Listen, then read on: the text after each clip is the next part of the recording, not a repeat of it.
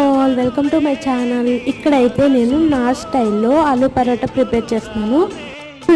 ఈ పరోటాకి స్టఫింగ్ కోసము ఆలూలో తాలింపు వేసుకుంటారు, పోపు పెట్టుకుంటారు. కొంతమంది ఏమో మసాలా యాడ్ చేసుకుంటారు. నేనైతే ఇక్కడ మసాలాలన్నీ యాడ్ చేసుకున్నాను. ఉడక పెట్టుకున్న తర్వాత స్మాష్ చేసుకుని అందులో ఉప్పు, కారము, ధనియా, జీలకర్ర పౌడర్, గరం మసాలా, ఆనియన్స్, పచ్చిమిర్చి, కావాలంటే కొంచెం లెమన్ వేసుకున్న తర్వాత అవంతా బాగా కలిపేసుకుని పక్కన పెట్టుకున్నాం. తర్వాత ముందే కలిపెట్టుకున్న ఈ చపాతీ ముద్దనైతే కొంచెం లావుగా చేసుకుని మధ్యలో అయితే స్టఫింగ్ పెట్టుకున్నా. స్టఫింగ్ కొంచెం తక్కువైనా పెట్టుకోవచ్చు, నేనైతే ఎక్కువ పెట్టుకున్నాను. స్టఫింగ్ పెట్టిన తర్వాత కొంచెం స్మూత్గా చేయాలి, లేదంటే బయటకు వచ్చేసింది స్టఫింగ్ అంతా. తర్వాత అయితే ఇలా సిమ్లో పెట్టుకుని అయితే కాల్చుకుంటే చాలా అంటే చాలా టేస్టీగా ఉంది.